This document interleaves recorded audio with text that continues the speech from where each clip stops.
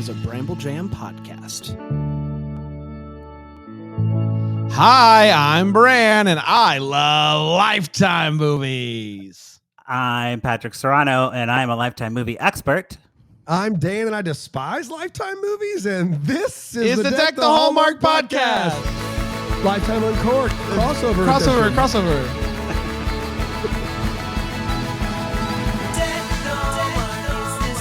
So, I don't know. It's a confusing day. We're it's confused. If you're listening, Because, yeah. we're going to do the Deck the Hallmark rundown.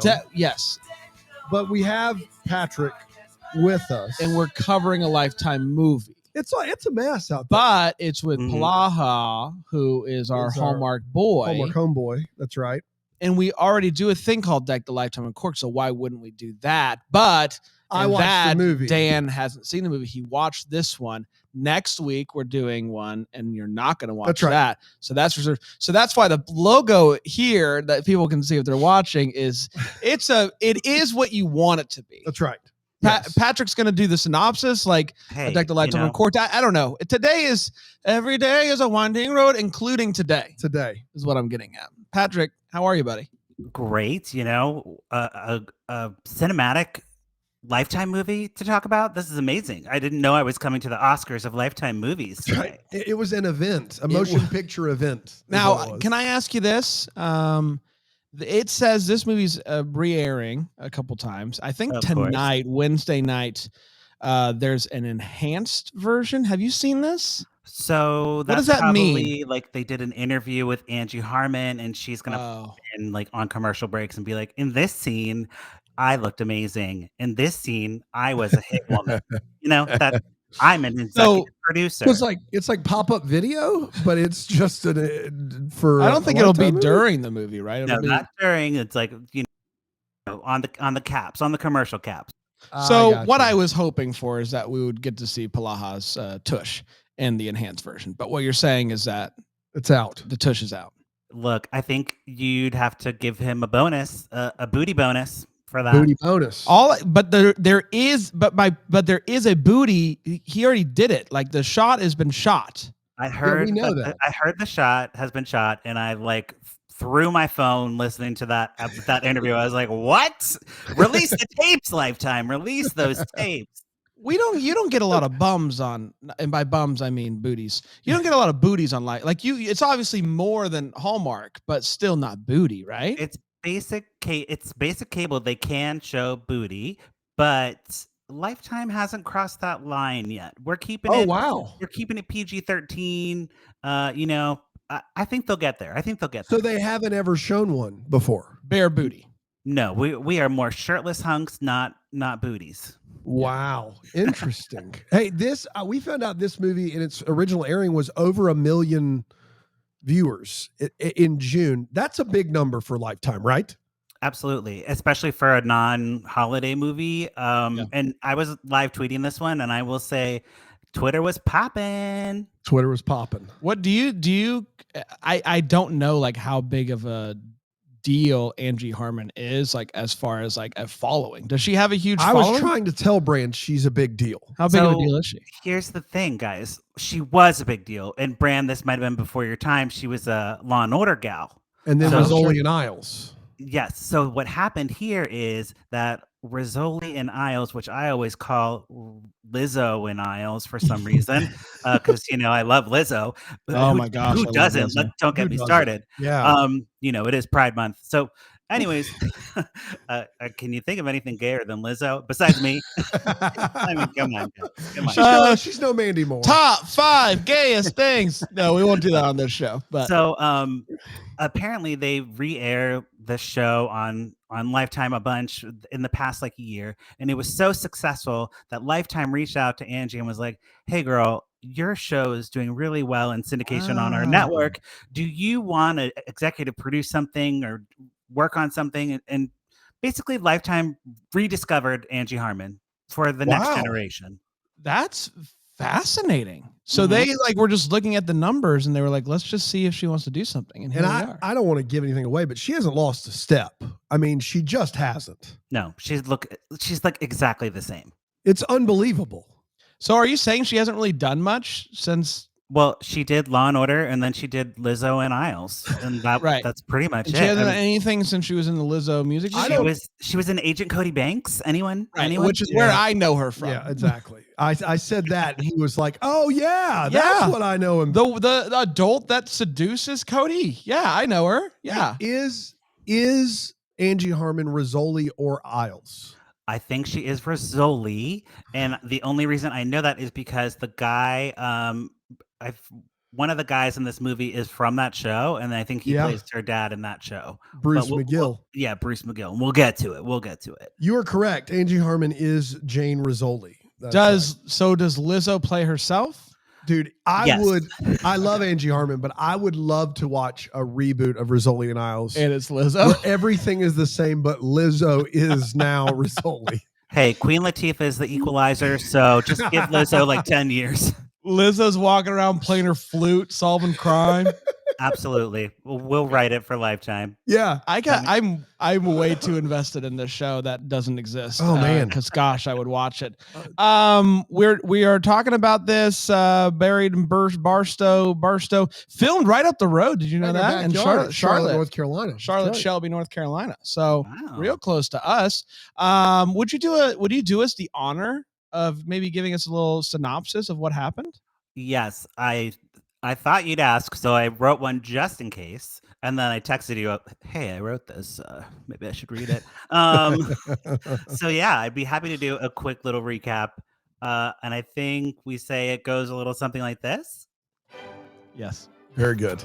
Great. I started it correct. Wonderful. So we have the movie. It begins with a young hit woman who is cleaning up a murder scene with a tissue or like a Kleenex or something. We cut to years later and we see that the woman is living like a low-key life. She's on the down low. She's a surly diner owner named Hazel King. That's our girl, and she is raising her daughter Joy, who is not living up to her name, and she's going through like a rebellious teen phase. You know what I'm saying? Oh, don't I? Joy has a deadbeat but cute boyfriend named Travis, the guy from 13 Reasons Why. 13 Reasons Why? I don't know. And he is from a bad family, bad part of town. So when Joy comes home with a black eye, we have Hazel getting really mad, and she pulls out her hit woman bag of tricks. And does she ever? She confronts Travis in like a garage or something about abusing her daughter, and she breaks his nose, duct tapes his arms, and throws him in the back of a car. Hazel drives Travis to a grave that she dug when she met him. Yes. Which I think is intense. And she basically kicks him in the grave, and that's where we get buried in Barstow because he is left for dead. Left for dead. So technically not buried. Though. Buried. That's technically right. She did not put the dirt on top of him. Okay, fair points. But it was implied. It was implied dirt. It was implied dirt. Classic. It's a classic implied dirt. Yeah. So we're back at the diner. Hazel meets a handsome stranger. His name's Elliot, and she takes pity on him. She lets him shower in her outdoor shower. No bum. No bum, but she is totally watching while drinking some coffee. She offers him a job as a dishwasher simply because he's sexy AF. Someone call HR. On that. That's not how we hire people. Strange things start happening around the diner, like a man taking photos of the new dishwasher. Hazel confronts Elliot about it, but he doesn't really want to spill the tea. So she breaks into the photo guy's motel, interrogates him, and learns that Elliot was a renowned surgeon who was convicted of manslaughter for getting drunk driving, like accident that killed his fiance. So sad. Don't drink and drive, everyone. Don't do it. Hazel doesn't really care about all that because she still has sexy time with Elliot and they bond over their messed up lives. So that's nice.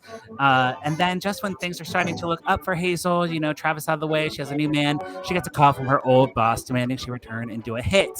So she goes to Vegas and there she gets some table setting with this guy named Perry, who's probably Joy's dad. And she does this like Kill Bill stuff. She starts killing all these people, taking out the boss, the security guards, and then finally she's like talking to the boss, and she's like, "Okay, this is it. I'm not doing this anymore." And she's like, "See you later, dad Whoa. kills her own father. Oh man. Yeah, so Hazel goes back to her normal life at the diner. Joy is sad that Travis is gone, but then he shows up covered in dirt and bloody. He's alive and He's alive. not a zombie. He's a real boy. And it doesn't end there. You're like, okay, that must be the cliffhanger. No. There's a shootout in the back with the cook, Javier, and there are women being like human trafficked, and you don't know what's going on. It's absolutely insane. Hazel does her hit woman stuff, starts flipping around and ricocheting bullets off like her wrist like Wonder Woman, and it is absolutely crazy. She gets shot a couple times. Elliot runs out, puts pressure on the wound, and he's like, don't worry, I'll save you. And then to be continued. And that was Buried in Barstow. We nailed it. We nailed it. Let's take a quick break, Wow. and then we'll come back and we'll break this movie down. I cannot wait to do so here on like the Hallmark Lifetime Uncorked Show program. Crossover.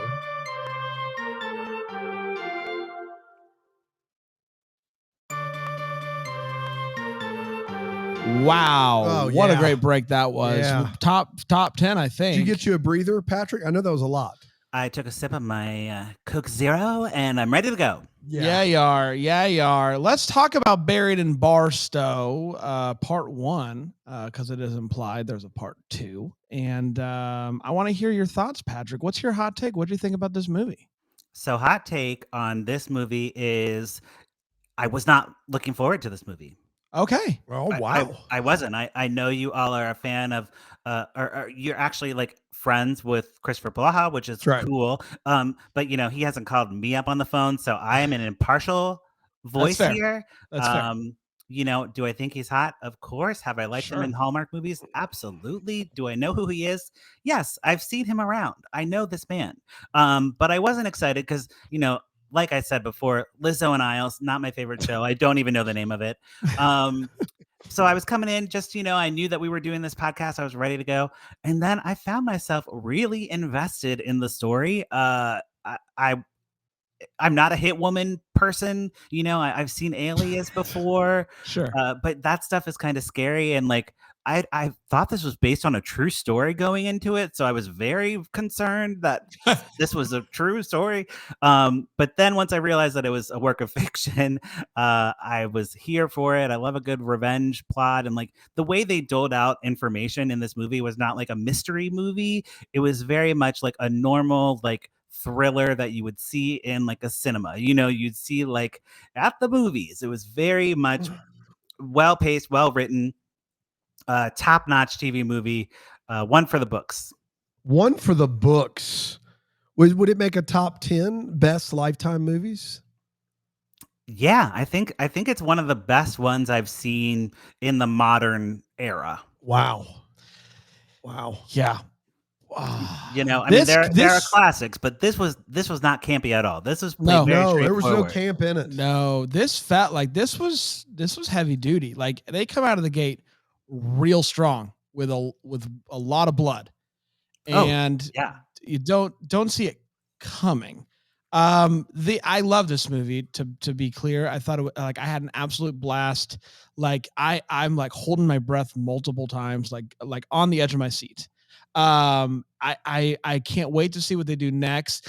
They introduced the trafficking storyline with like 15 minutes left to go. I'm like, are they introducing something else to this thing? Didn't see that coming, and being the connecting point to the second one.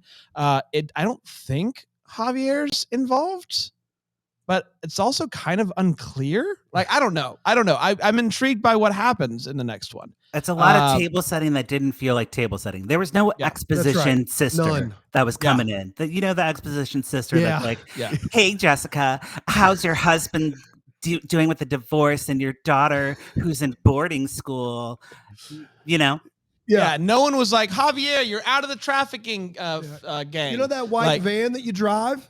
That was Have you seen those others hanging around with their other SUV? They look like they could be dangerous. Yeah. I don't know what's going to happen there. The only thing that I would say, like even remotely critical about this movie, because there's not much for me to say that's critical, is it did feel like it was written and written really well. And then like someone came in and said, let's add some weird humor. I'm going to take a Lifetime pass. Let me just try to sprinkle some stuff, because there are some amazing like one-liners, callbacks. Like when she pushes that kid in the grave, Dude. calls back the thing that he said, like all of that is so good. And it happens multiple times in the movie where I'm like, that's really well written. And then they have these weird conversations with the people at the bar, and it like was so not well written. It was like, it was so different than the rest of the movie, jarring in tone and it reminded me of the Jungle Book, those like dodos that are like, hey, what do you want to do today? No, don't start that again. And it's like, it's not like, one, I didn't really think that they worked, but two, it just felt like a completely different writing style altogether, which took me out of it like every time that happened. But aside from that, fantastic, amazing, one of the best things I've seen this year in general, because I just had such a blast with it. There are some very like legit cinematic moments in this movie. Like when she goes after the boyfriend, that whole thing, it was something that could have been in the theater. Like that whole thing was great. And then you have things like these three dudes at the bar that you're like, it's almost like they were like, we have to still make this movie suck a little bit, right? Like we got to make it bad. It's too good. Like we got to do this bit. We don't want people forgetting that they're watching Lifetime. And then I just felt like there was so much that I enjoyed about it that the end just felt kind of stupid to me. Like it like all of a sudden, you know, there's just a shootout in the back when the cliffhanger of the boyfriend still being alive would have been plenty. That would have been plenty enough. And we throw this whole, like, we're not talking about a plot line that's just like an extra murder. We're talking about trafficking. Yeah. Like we just threw it in there. Like, so that means next movie, like we're coming into the movie, Joy's missing. Like the boyfriend took her, or she went with him. And she Rizzoli is been shot twice. He's about to do heart surgery on her, from best I gather. And we just saw human trafficking. So that's a lot going into a movie. To set your expectations, though, guys, this is Lifetime, so human trafficking comes up willy-nilly. You know. So do you think that was added too? Do you think that like that was a Lifetime note for sure? Interesting. It did feel, but you know what I'm saying? Like that's a lot of plot points to have going out of a movie into a second one. Like this is just so rarely do you get to see in a TV movie such a singular devoted focus on a character being well written and well played. Angie Harmon looks great performance. Polaha doesn't try to steal any scene. No. He knows he's not the show here. He's so good at that. And he's great in it. And so I hated the fact that we have this like trying to be better serial killer to protect her daughter and this whole like crime family that she's tried to separate from. I don't need the three knuckleheads at the bar and the traffic. Like, but what if those two storylines are connected? Maybe they'll make it that like way. He's involved in crime. They say it multiple times. The family's involved in crime. Like they could be connected. When this was good, oh my goodness, was it good? I just like couldn't believe it. And when it was bad, it was real bad. But like this is one of the best. But it was rarely bad. Yeah, this is the best thing I've seen in a TV movie this year. I don't think it's particularly close either. Like it's great. Yeah, and we're coming in this with a little bit of uncertainty from Lifetime, right? They are taking a chance on Angie Harmon. They didn't know whether they signed her for a 4-picture deal for this. So she could do 4 pictures in this series, but they wanted to see how the first one would perform because they don't do the like Hallmark, recurring movies like with the same actors and stuff. Lifetime doesn't do that, so this is a risk for them, and I think it is a risk that paid off. I'd say you don't get a lot of the series, and I feel like the reoccurring people that I know of on Lifetime, it feels like it at least in the past it's been mainly like Christmas reoccurring. Like Mario Lopez, I don't see him on the network aside from Christmas. Melissa Joan Hart, she's in next week's movie. Well, but like aside from that, does she do many non-Christmas movies? Right. I'm saying characters. Like, we're not getting the Lacey Chabert being a detective or whatever. I don't know what those movies are, but Lifetime doesn't do that. gotcha. For anything except for Kelly Rowland. I tell you what punctuated how good this movie was seeing a trailer for that dumb hoarder movie with Melissa Joan Hart. Like, oh my goodness. Yeah, I saw that. I was Hoarder. like, We're covering that next week on like the Lifetime Can't Uncorked, wait. an official episode of that. Not the crossover No, episode. not the crossover of the crossover. Deck the Lifetime Uncorked Hallmark. You know, if you want to see Melissa Joan Hart acting through her Botox, tune in this weekend. It's going to be great. I can say that because I have Botox. So, you know. Is that how that works? That actually is. If you have Botox, you can say They tell you that as you walk as you walk out. And I've acted through my Botox when I was in a Lifetime movie. I had to emote my face, but I couldn't. So, wow. You know, I just looked amazing. Yeah, well, that's what was important. You did look amazing. Right. I do remember that. I had to modulate my voice and be like, Yeah. I'm sad. I'm sad. No more questions. Didn't you say no more questions? Yeah, he does. He says no more questions. Yeah. And you crushed it. And you look like you were in your 20s, Patrick. Oh my gosh. And so I think that shows you It's a that it all win-win. worked out. Hey, who's to say I'm not in my 20s? I am, but you're right. That's fair. That's fair. You could be. More than fair. More than fair. Let's do all the feels, which is interesting with this movie. But there's lots of different definitions for what a feel is. It's not necessarily like, you know, a fall leaf fell in a girl's hair and it really like did something for us. It can be anything. So, Patrick, what type of feels did you get? A specific moment that gave you feels in this movie? Yes. So I was gonna say Christopher Polaha being so naked in this movie was giving me like the steamy feels. But I'm not going to go there because we already talked about it. So I'm shifting on the fly. Pivot. And I'm going to say I really got the feels with that revenge plot at the beginning. Like, you know, getting the boyfriend, like what was the character's name? Hazel confronting Travis in that garage, and just the writing there was just so good. And she was like really undercutting him, and he was like trying to be a jerk, and she's like, "Ha, you have no idea what I'm capable of." And then getting that following through was so satisfying, because you know you have people throughout your life who talk to you rude or like whatever, and you cannot go take them to the grave you buried when the day you met them because you knew they were trouble. You can't do that in real life. So this was so satisfying to see. And like Travis, he's not a good guy. We know that. We have no sympathy for him. So he got what he deserved. And Lifetime, if Lifetime does anything right, it's revenge. And I really was living vicariously through that. It's what I needed. It was, I feel like I worked through some stuff, you know? Yeah, yeah. I've never dug a grave the day that I met somebody, but now that I know that it's an option, like it's just good. Like I've never thought to do it, but now that I know that you can. So now that you know that you can, you think you're going to take advantage of that? I don't know where I would do it. That's my biggest hurdle.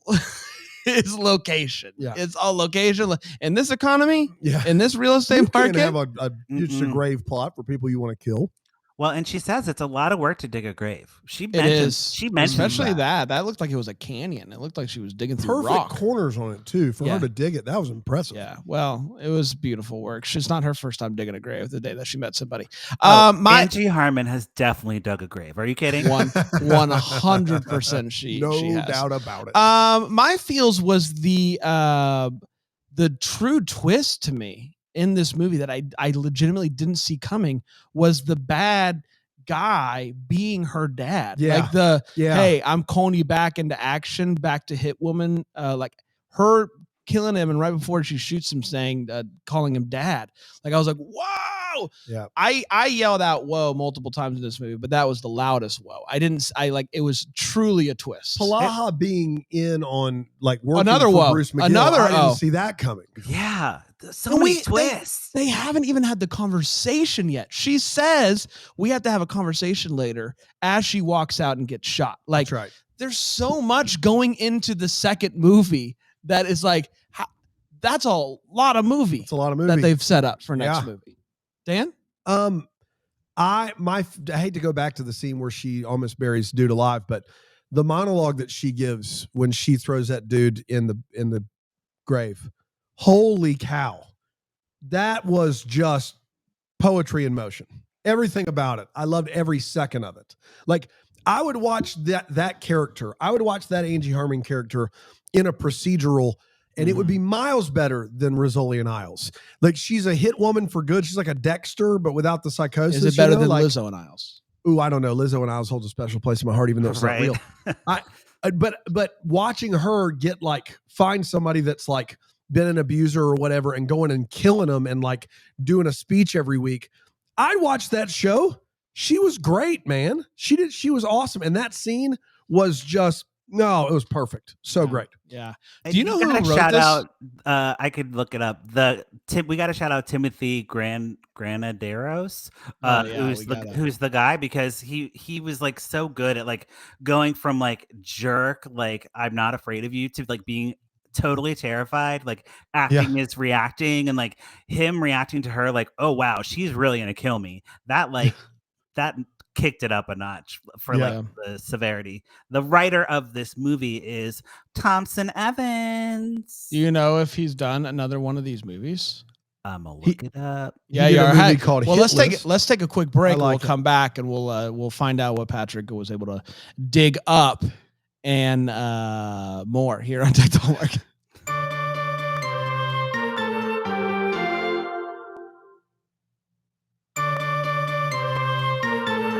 Welcome back to Research with the boys.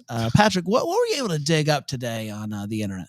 So this, our writer of the movie, which his name is scrolling, Thompson Evans. Thompson Evans. He has written only a few movies, and one of them is called Hit List, which sounds like a hit movie, like a not a hit movie, right? Yeah, no, I get you. So that something called Reckoning and something called One Giant Leap. So these all sound like they could be scary thriller movies. Yeah. I'm going to tell you a title of a movie. You tell me if it's a hit movie or a hit movie. Hit movie. Gotcha. Yeah. Got it. All right. I'm going to get you. Is it a hit movie? It's a hit movie. It's the second one. Yeah. All right. Thanks for playing, everybody. Wait, what was the title? I'm going to get you. Oh, okay, I got it. I thought you were saying I'm going to get you in the game. There's a hit serial killer movie, like a movie that's like it was a hit, but it's also about a serial killer. Like, what would we do then? We wouldn't do that. Okay, got it. I love this game. I love it. It's great. Maybe we'll bring it back here in a minute. It's time for the Wait What. Sparta Show, we talk about what in this movie made us go wait what. I don't know if there was a ton to go around, but we'll see what happens. Patrick, what you got? So the wait what that I have is at the very beginning when she is the teenager doing the hit. Like she was seriously, I had no clue what was going on at that beginning. I was like so confused. And like there's a bloody man, like throat slash scary. And she just like gets a tissue and I'm like, is she gonna clean the murder scene? No, she just like opens the door with the tissue and then leaves. Like that's supposed to show me she's a efficient hit woman. Yeah. No, she should have had gloves on. She should have been, you Whole know, thing. a tissue on the door. I mean, that's what I do when I leave the bathroom, and I'm just a normal person. Right. That's right. It's post-COVID. We're still doing it. We're trying to be safe here. You know? To that point, I still am unclear if she's the slowest dresser ever or if it was in slow-mo. Like when she was putting her clothes on, I don't know if it was in slow motion or slow-mo situation, right? Well, and also, like, probably it wasn't slow-mo, but it's Lifetime. Angie Harmon should have been playing teen version of herself with a wig.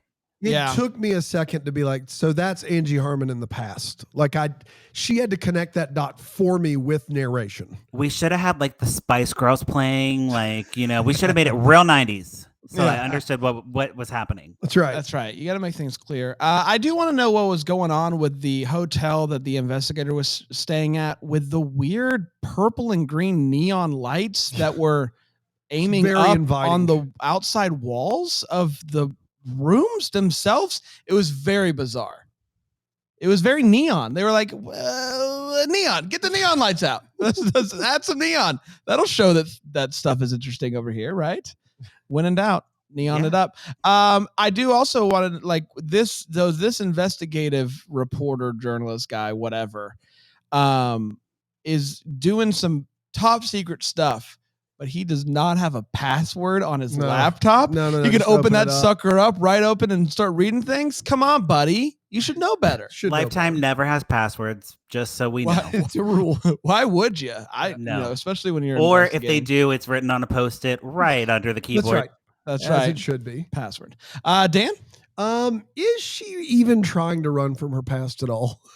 Like I've never, I love this character and it doesn't bother me a bit. I want to be clear, but for someone who's like, I left the killing life a long time ago. What did he do? I'm going to murder him.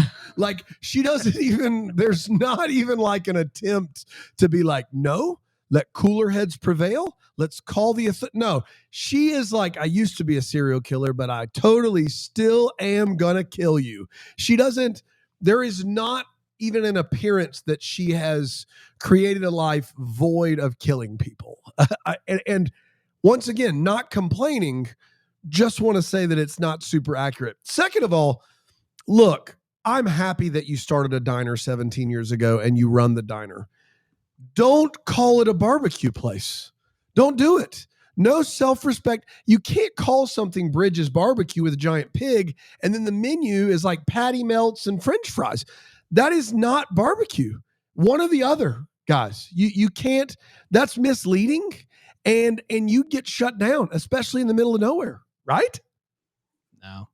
Oh yeah. I mean, I think it was just a cool sign they found. They were like, yeah, oh, look at this cool sign. And then it's a real restaurant in Shelby, North Carolina. If you guys want to go, it's called. Then why not have her run a barbecue restaurant? It did seem like a very easy pivot. The full name is Bridges Barbecue and Lodge. So.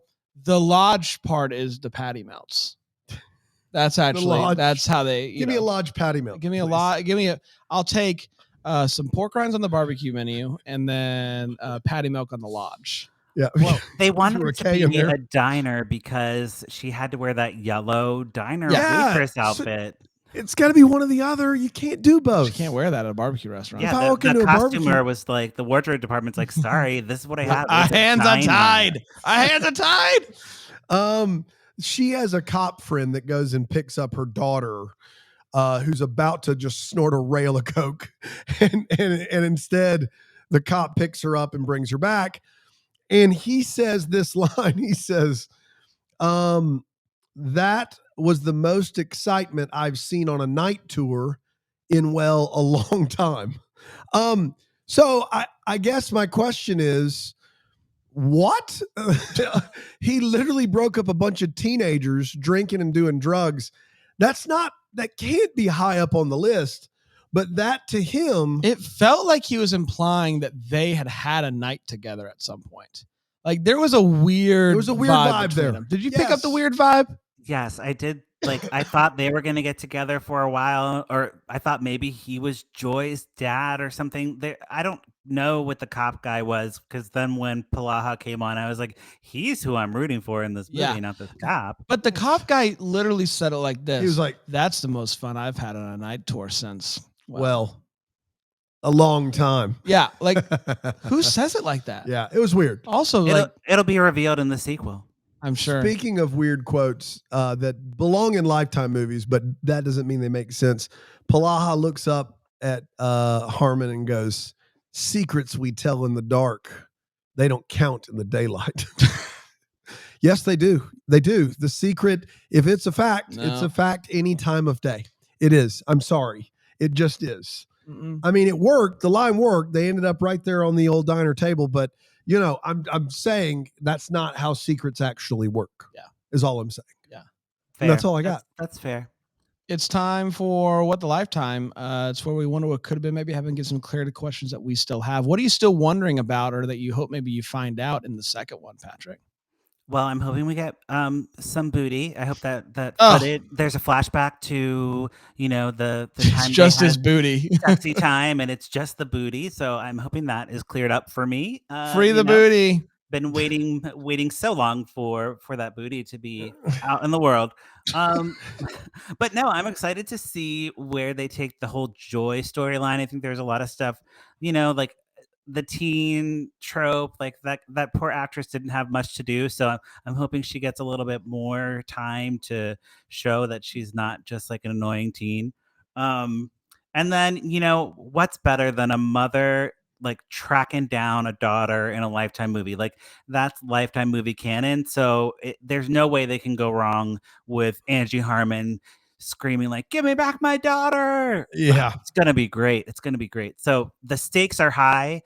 They set themselves up for like, I mean, it could be terrible, but they have such high stakes that it's gonna be at least entertaining. I don't know how you can top some of the scenes in the first one. Man, they were that good. Yeah, they really were. They really were, and I don't expect them to either. Like, it's Lifetime. They're gonna drop the ball. I mean, they let you go. They had you, and then they sold it to Netflix, and then Netflix ran with it. So, Lifetime has a bad track record. That's unbelievable. I forgot that, man. Yeah. It's just so stupid. So this is like a TV 14. What the Hallmarks or what the Lifetime. So keep that in mind, people that are listening. Probably my same one. So she says this line the day after the event in the restaurant. She says, "I've never done that before." Yeah, and he says, "Have you never had sex in the restaurant, or have you never had sex with one of your dishwashers?" And she says, "One of the two. One of those things." Yeah. Which one? I'm assuming my money is on the dishwasher. She's never had sex with the dishwasher, because I don't think you just own a diner for 17 years.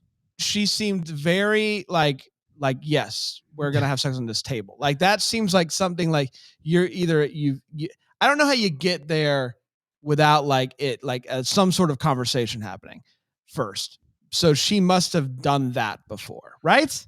Yeah, I mean, we know her hiring practices are sketchy, but I don't think she's, out there running a dishwasher sex ring. That's probably a different Lifetime movie. Dishwasher sex ring, it comes out in July. Yeah, it does. It'd actually be Deadly Dishwasher Sex Ring, because we got to have the alliteration, Of course, right. Of course. Do you have another one? Or that was mine, for sure. One of those two. We didn't get one of those two. Answer. One of those two. One of those two. Yeah, I think she's definitely. And then who wrote the dumb bit about the larger man always wanting health food, which I thought was the dumbest part of this movie by a mile. Like, why did we do this? Why did is there any other name like attributed to the script? Thompson Evans has a twin named Evan Thompson. Okay, yeah, that's how twins work. Actually, that's actually always how twins work. It's the same name but inverted, which I think is great. We did it, everybody! Congratulations! Buried in Barstow, The Deuce. Hopefully soon. Hopefully later this year. I'd love that to happen. That would be fantastic. The Deuce. Buried in. I have no info on like when. I mean, I know that they're approved for a second movie, so we'll see when it comes out. Buried in Barstow 2, Buried Alive, because he's still alive. He's still alive. The guy is. Yeah. That's something we can keep workshopping. Yeah, let's keep. Patrick, have fun at Mandy Moore tonight. The concert you're going to, where you see Mandy Moore sing. My best friend Mandy Moore singing her little heart out. That's right. You have fun. You just take lots of pictures for us, okay? Oh, photos aren't allowed. I'm kidding. I have no idea, but that got me. That's a classic 9:30 Club situation. Until next time, maybe the first to wish you a Merry Christmas.